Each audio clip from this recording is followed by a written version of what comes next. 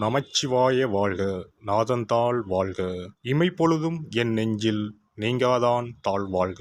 வாழ்க வளமுடன். அனைவருக்கும் இனிய வணக்கங்கள். கனிவும் கற்பனை வளமும் கொண்ட கடகராசி அன்பர்களே, இதுவரை தொழில் ஸ்தானமான 10ஆம் ராசியில் இருந்து வந்த குரு பகவான் சித்திரை மாதம் 18ஆம் நாள் முதல் லாபஸ்தானமான 11ஆம் வீட்டில் சஞ்சாரம் செய்ய இருக்கின்றார்.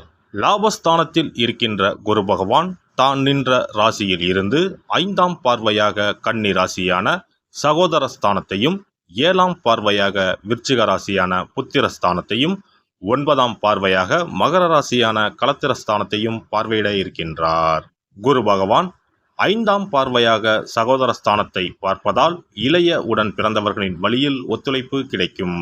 சிறுதூர பயணங்கள் செல்வதற்கான வாய்ப்புகள் மேம்படும். எதிர்பார்த்த பணவரவு உண்டாகும். மனதில் தைரியமும் தன்னம்பிக்கையும் அதிகரிக்கும். வீட்டின் தேவைகளை அறிந்து நிறைவேற்றி வைப்பீர்கள்.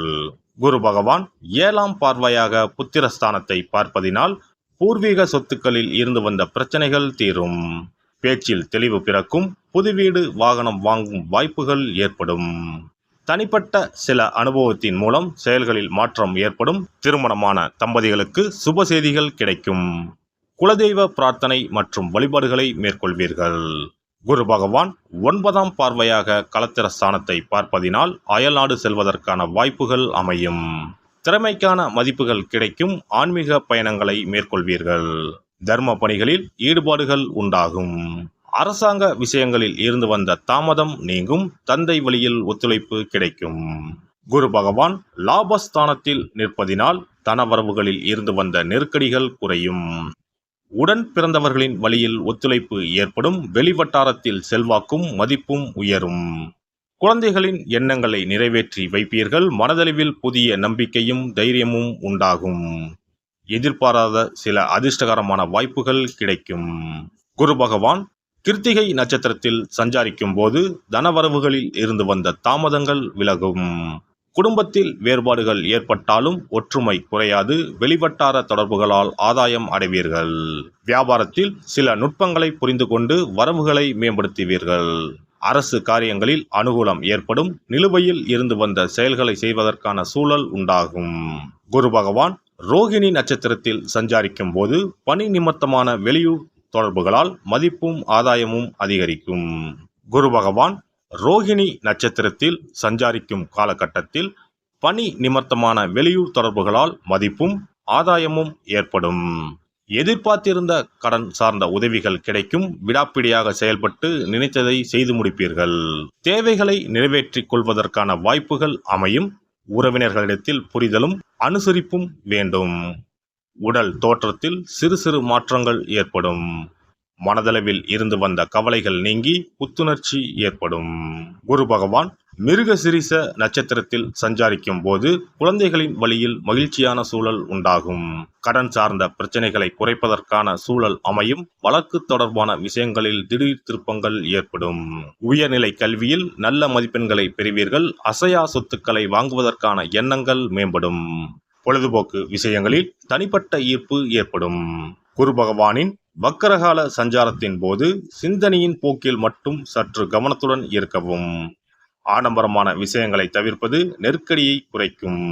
சுபகாரிய செயல்களில் பொறுமையை கையாளவும். வியாபாரத்தில் போட்டிகள் மேம்படும். மற்றவர்களின் பேச்சுக்களில் உள்ள உண்மை நிலைகளை அறிந்து புதிய செயல்களில் ஈடுபடுவதை மேற்கொள்ளவும். இந்த குரு பயிற்சியால் பெண்களுக்கு உண்டாகும் பொதுவான பலன்கள். குழந்தைகள் பற்றிய கவலைகள் உண்டாகும். பொன் பொருள் சேர்க்கைக்கான முயற்சிகள் கைகூடி வரும்.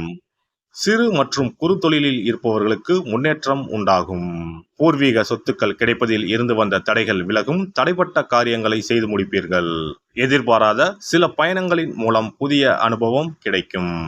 மாணவர்களுக்கு கல்வியில் இருந்து வந்த மந்தநிலை விலகி உற்சாகத்தோடு செயல்படுவீர்கள். சிந்தனையின் போக்கில் தெளிவு பிறக்கும். உயர்நிலை கல்வியில் சாதகமான வாய்ப்புகள் அமையும். ஆசிரியர்களின் ஆலோசனைகளும் வழிகாட்டுதலும் நல்ல மதிப்பெண்களை பெற வழிவகுக்கும். விளையாட்டு துறைகளில் திறமைகளை வெளிப்படுத்தி பாராட்டுகளை பெறுவீர்கள். உத்தியோகஸ்தர்கள் உத்தியோக பணிகளில் புதிய பொறுப்புகளும் உயர்வான சூழல்களும் கிடைக்கும். முயற்சிக்கு உண்டான இடமாற்றம் அமையும். மனதிற்கு பிடித்த விதத்தில் புதிய வேலைவாய்ப்புகள் கிடைக்கும். குடும்ப விஷயங்கள் பகிர்வதை தவிர்ப்பது நல்லது.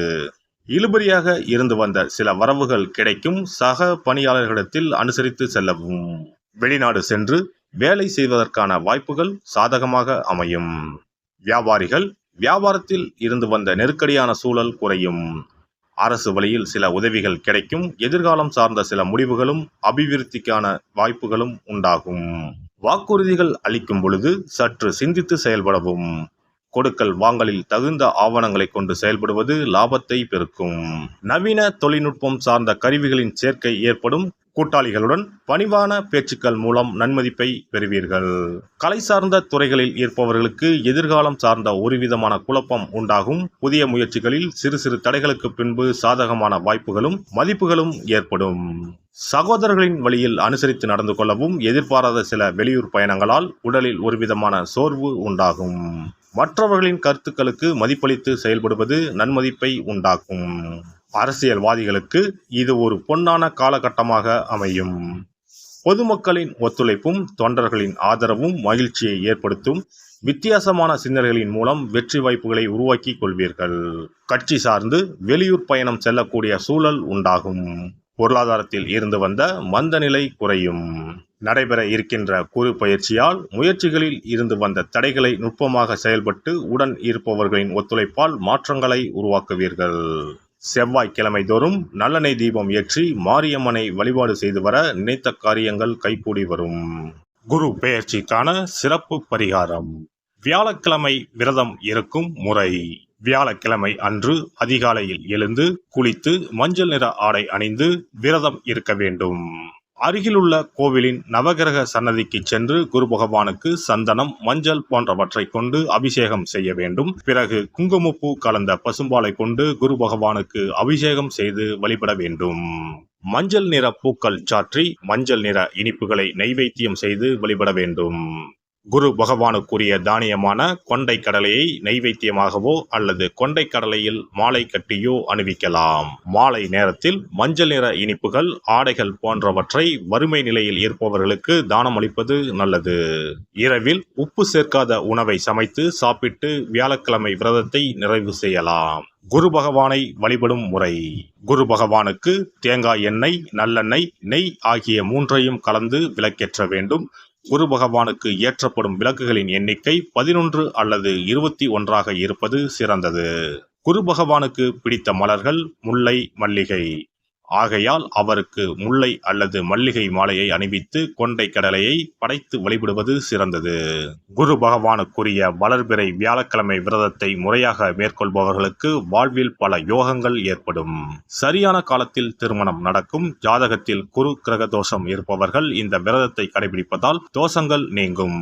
தொழில் வியாபாரங்களில் சரியான வருமானங்கள் இல்லாதவர்கள், குடும்ப பொருளாதார நிலை சிறப்பாக இல்லாதவர்கள் இந்த விரதத்தை மேற்கொள்வதால் குரு பகவானின் அருள் கிடைக்கப்பெற்று தொழில் வியாபாரங்களில் செல்வ வளம் பெருகும்.